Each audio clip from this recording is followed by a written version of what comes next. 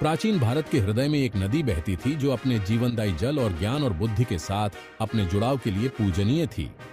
यह थी सरस्वती, एक ऐसी नदी जिसका भारतीय उपमहाद्वीप के सांस्कृतिक, आध्यात्मिक और ऐतिहासिक परिदृश्य में बहुत महत्व था। आज सरस्वती एक पौराणिक सत्ता के रूप में मौजूद है। इसकी भौतिक उपस्थिति समय की रेत में खो गई है।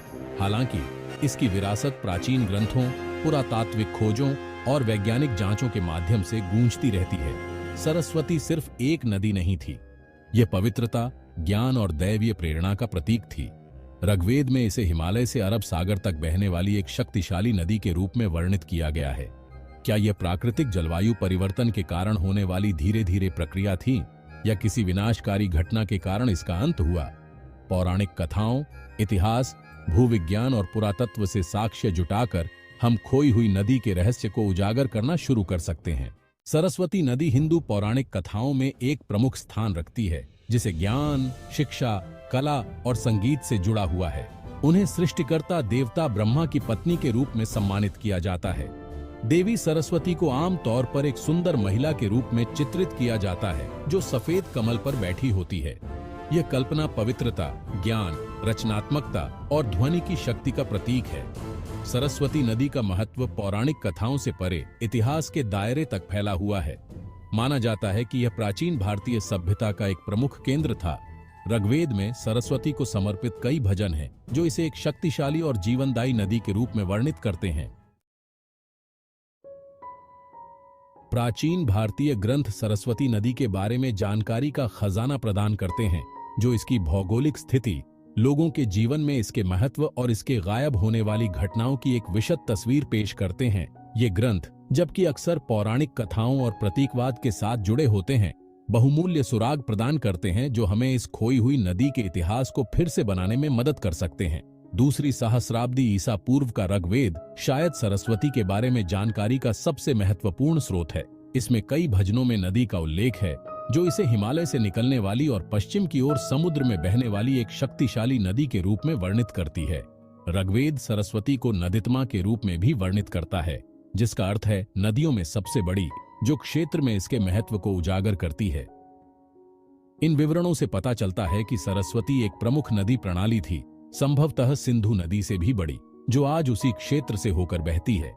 चौथी शताब्दी ईसा पूर्व के आसपास रचित एक महाकाव्य कविता महाभारत भी सरस्वती नदी के बारे में जानकारी प्रदान करती है। यह नदी को सूखने और रेगिस्तान में विनाशाना नामक स्थान पर गायब होने के रूप में वर्णित करता है, जिसका अर्थ संस्कृत में गायब होना है। महाभारत में सरस्वत नामक एक राजा का भी उल्लेख है, जिनके बारे में कहा जाता है कि उन्होंने सरस्वती के तट पर तपस्या की थी, जो प्राचीन भारतीय समाज में नदी के महत्व को और इंगित करता है। खंड 4 भूवैज्ञानिक साक्ष्य और सिद्धांत। जबकि सरस्वती नदी अब सतह पर दिखाई नहीं दे सकती है, भूवैज्ञानिक और उपग्रह इमेजरी साक्ष्य सुदूर अतीत में इसके अस्तित्व का सुझाव देते हैं।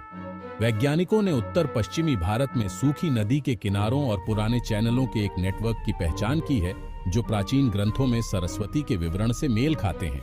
ये निष्कर्ष इस दावे का समर्थन करने के लिए ठोस सबूत प्रदान करते हैं कि एक प्रमुख नदी प्रणाली कभी इस क्षेत्र से होकर बहती थी। प्राचीन भारतीय साहित्य में पाए गए खातों को श्रेय देती है। एक प्रमुख सिद्धांत बताता है कि सरस्वती नदी घग्गर हकरा नदी प्रणाली का हिस्सा थी, जो हिमालय में निकलती है और उत्तर पश्चिमी भारत और पूर्वी पाकिस्तान से होकर बहती है। यह सिद्धांत घग्गर हकरा चैनल के किनारे कई पुरातात्विक स्थलों की उपस्थिति द्वारा समर्थित है, जो अतीत में एक महत्वपूर्ण जल स्रोत की उपस्थिति का संकेत देता है। एक अन्य सिद्धांत का प्रस्ताव है कि सरस्वती को हिमालय में उत्पन्न होने वाली ग्लेशियर युक्त नदी प्रणाली द्वारा खिलाया गया था। यह सिद्धांत तलछट जमा के विश्लेषण और क्षेत्र में हिमनदों के अवशेषों की उपस्थिति पर आधारित है। इस सिद्धांत के अनुसार जलवायु परिवर्तन के कारण हिमनदों के कम होने से सरस्वती नदी धीरे धीरे सूख सकती थी। खंड 5 खोई हुई नदी का पता लगाना, वैज्ञानिक अध्ययन। हाल के दशकों में भूवैज्ञानिकों, जल विज्ञानियों, पुरातत्वविदों और रिमोट सेंसिंग विशेषज्ञों सहित विभिन्न विषयों के वैज्ञानिकों ने खोई हुई सरस्वती नदी के मार्ग का पता लगाने और इसके गायब होने के कारणों को समझने के लिए व्यापक शोध किया है। उपग्रह इमेजरी विश्लेषण ग्राउंड पेनेट्रेटिंग रडार सर्वेक्षण और तलछट डेटिंग जैसी उन्नत तकनीकों को नियोजित करने वाले इन अध्ययनों ने नदी के अतीत में बहुमूल्य अंतर्दृष्टि प्रदान की है। इन अध्ययनों के सबसे महत्वपूर्ण निष्कर्षों में से एक पेलियो चैनल या प्राचीन नदी तल के एक विशाल नेटवर्क की पहचान है, जो प्राचीन भारतीय ग्रंथों में सरस्वती नदी के विवरण से मेल खाते हैं।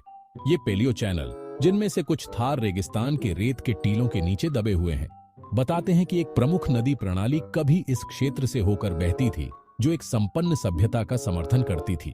पेलियो चैनल से एकत्र किए गए तलछट के नमूनों के विश्लेषण से उन खनिजों और जीवाश्मों की उपस्थिति का पता चला है, जो हिमालय क्षेत्र की विशेषता है। यह दर्शाता है कि सरस्वती नदी प्राचीन ग्रंथों में वर्णित अनुसार हिमालय में उत्पन्न हुई थी।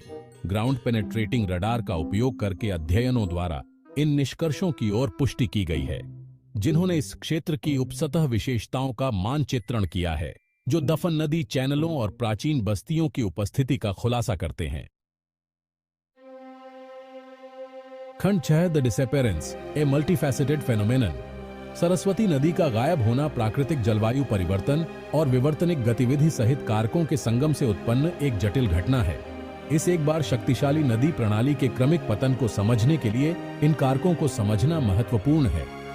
सरस्वती के पतन में योगदान देने वाले सबसे महत्वपूर्ण कारकों में से एक लगभग 4000 साल पहले इस क्षेत्र में लंबे समय तक शुष्क अवधि की शुरुआत थी।